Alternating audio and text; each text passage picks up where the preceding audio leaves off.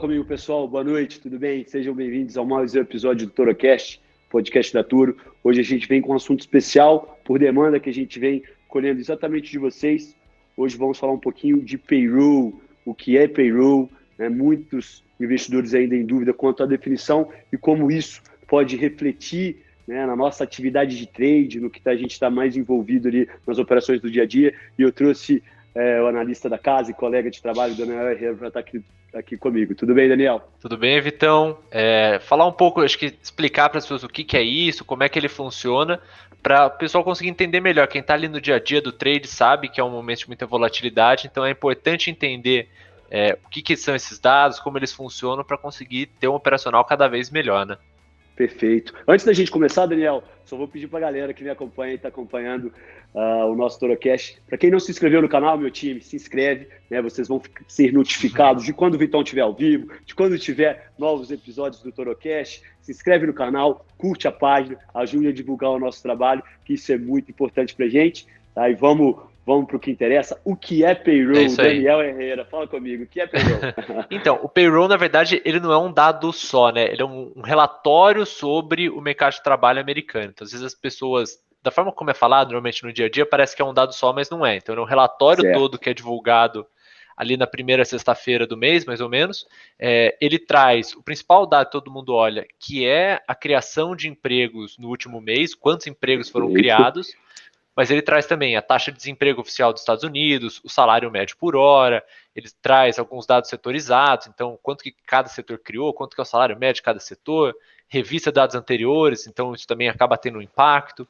E a grande questão é que ele não é um dado de emprego total, ele é o que eles chamam de no-farm payroll, que é, eles tiram alguns setores, principalmente agropecuário, setor primário, mas tiram também empregados domiciliares, gente que trabalha em organizações sem fins lucrativos, alguns empregos públicos, enfim. É quase a totalidade do emprego, mas eles tiram esses pequenos setores. Por quê? A ideia é que esse dado ele reflita ao máximo o nível de aquecimento da economia.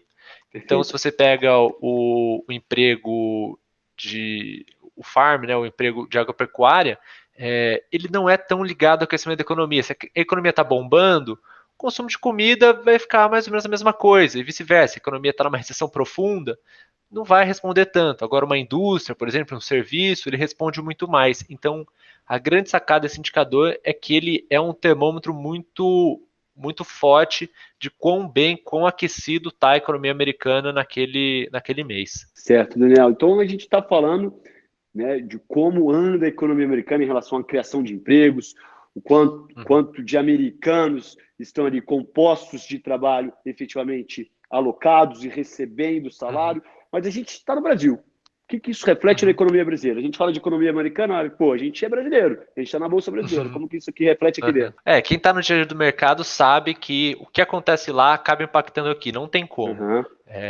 Então, todo mundo olha não só para os dados brasileiros, mas principalmente para os dados americanos. E esses dados são importantes porque eles afetam diretamente a política monetária dos Estados Unidos, a política do Fed, que é o Banco Central dos Estados Unidos. Boa. Por quê? Aqui no Brasil, o nosso Banco Central ele tem as famosas metas de inflação. O objetivo dele é atingir a meta de inflação que foi estabelecida para aquele ano. Nos Estados Unidos, eles têm uma meta dupla. Tem que tentar fazer a inflação ficar o mais baixo possível, próximo da meta, mas também tem tornar o desemprego o mais baixo possível. Então, se você tem um dado de payroll que mostra a taxa de desemprego subindo muito, você vai ter uma atuação do Banco Central mais na direção de abaixar os juros, tentar estimular a economia. Você vê, como a gente viu nos últimos anos, a taxa de desemprego muito baixa, o Banco Central vai tentar subir um pouco a taxa de juros para tentar uma segurada na inflação. Então, quando a taxa de juros americana se mexe, todas as taxas de juros dos outros países acabam sendo impactadas e principalmente o câmbio. Então, para quem está ali no dia a dia, especialmente day trade, operando dólar, o dólar é diretamente impactado pela política monetária e, por consequência, pelos dados do payroll. Então, exatamente isso que o Daniel colocou, é um indicador que os agentes dentro do mercado se consideram um dos mais importantes, né, um indicador um dos mais importantes e que a gente fica de olho. Daniel, ele, para o trader, né? Ficar de olho. Quando que vem isso? Ele tem uma data para que ele vem pré-definido, que o mercado já estipula de quando vem, para o trader ficar atento? Via de regra, é na primeira sexta-feira do mês, ali por volta de Perfeito. 9h30, 10 horas da manhã. Então, é um horário que quem está posicionado tem que ficar muito esperto, porque traz muita volatilidade. Por mais que sejam dados macroeconômicos, então vão ter impacto ali de médio e longo prazo, acaba tendo naquele momento da divulgação um momento muito forte. Você que está até mais acompanhando mais de perto o mercado todos os dias, pode até falar melhor para a galera o quanto que isso realmente tem um movimento muito forte quando eles soltam os dados. Perfeito. Então, como o Daniel colocou, primeira sexta-feira do mês, normalmente o dado é divulgado. Olhar para o calendário norte-americano, se vier porventura um feriado que caia, feriado norte-americano, que caia numa sexta-feira, eles antecipam o dado, jogam o dado para quinta-feira, sai 8h30 da manhã no horário de Washington, no horário dos Estados Unidos, horário de Brasília, 9h30 da manhã. O mercado, ele previne um ponto, né? O mercado, ele espera um ponto. Se ele vem acima do esperado, opa, reflexo de que foram criados mais empregos do que o previsto naquele último mês, tá, pessoal? Payroll é um dado do último mês. Caso venha abaixo do esperado, opa, uma tonalidade bem negativa.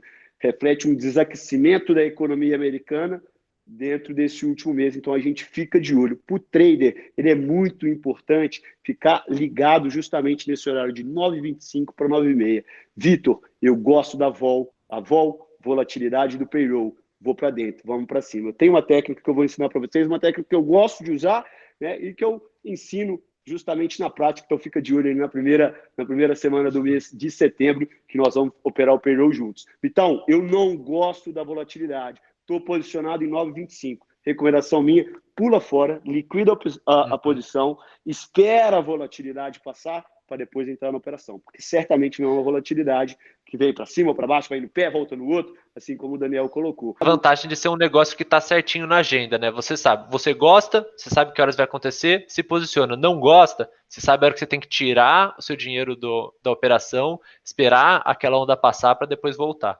Perfeito. O que eu acho que é legal também da gente ressaltar, que você falou da expectativa, né? Às vezes as pessoas olham para a divulgação de dados e perguntam assim, o dado foi bom ou o dado foi ruim?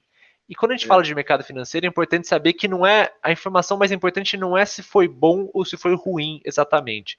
É se foi melhor ou se foi pior do que era o esperado.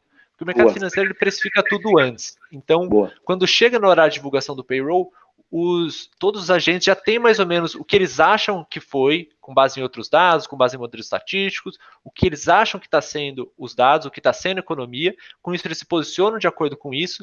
Então, tudo que sai fora do que eles estão esperando vai fazer com que eles tenham que se reposicionar, vender umas posições, comprarem outras, e é isso que gera esse movimento de volatilidade. Então, mais do que olhar, criou 150 mil empregos no último mês, isso é bom? Depende. Se estavam esperando 250 mil, é muito ruim. Se estavam esperando zero, é muito bom. Então você tem que sempre acompanhar de acordo com a expectativa média do mercado, que quanto mais esse dado divergir da expectativa, maior vai ser a volatilidade, porque mais gente vai ter que se reposicionar nesse momento. Pede um termômetro, a gente tem um número balizador, né, que a gente vai mirar nele e ele cria ali como justamente um benchmark, né, como um termômetro para gerar se aí foi um dado positivo, um dado negativo, mediante daquilo que esperamos. Então vamos lá. Dentro do ambiente de day trade, pessoal, é o que eu disse para vocês. É um indicador que ele já vem com agenda, calendário, hora, previsto. Ninguém vai ser pego de surpresa. A menos que, me esqueci da data e estou na posição, vai entrar certamente numa volatilidade.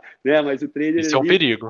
Esse é um perigo, Porque com a volatilidade, o ativo pode entrar em leilão, pular o stop, e aí são assuntos para outros podcasts, assuntos para a gente falar dentro também do nosso acompanhamento de mercado.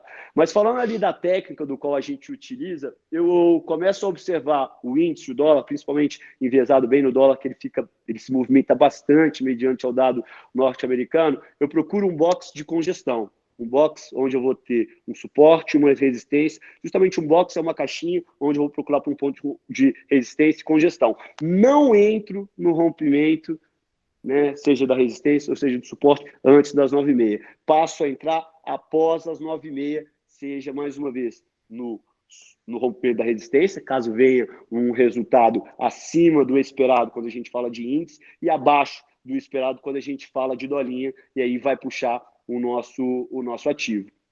E também quando a gente tem uma tendência clara, definida, no toque das médias. Aí no toque da média que eu vou olhar é 21, 42, 66 e 200. Tem uma tendência pré-definida, compro ele no toque da média para eu vir pegar o movimento completo da tendência principal. Mas o que eu chamo de cuidado, Dani, para o trader certamente vem volatilidade.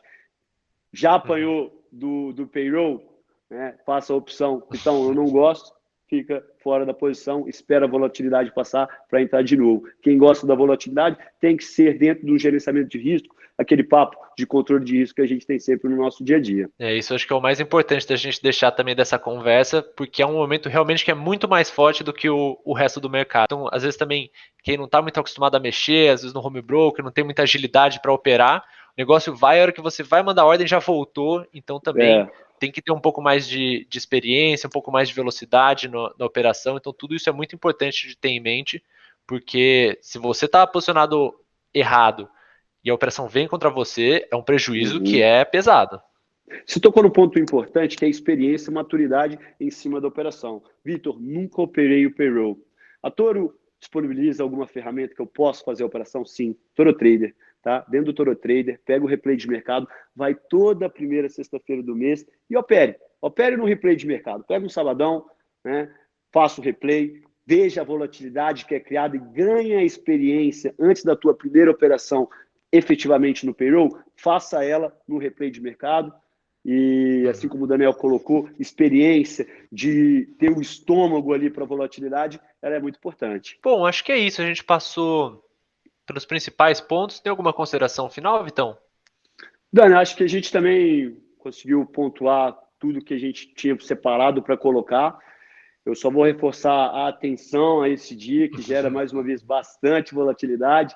Então, o trader que quer acompanhar isso na prática, vem com a gente na primeira sexta-feira do mês, primeira sexta-feira do mês de setembro. A gente vai operar dessa forma na prática. Então, já vou me despedindo de vocês, agradecer pela essa participação no ToroCast, agradecer ao Daniel por estar aqui junto comigo. Não se esqueçam, pessoal, joinha no vídeo, se vocês gostaram do nosso conteúdo, tá? Se inscrevam no canal. E eu aguardo, né, no nosso acompanhamento de mercado ao vivo. Dani, valeu, grande abraço e obrigado pela companhia. Valeu, até a próxima.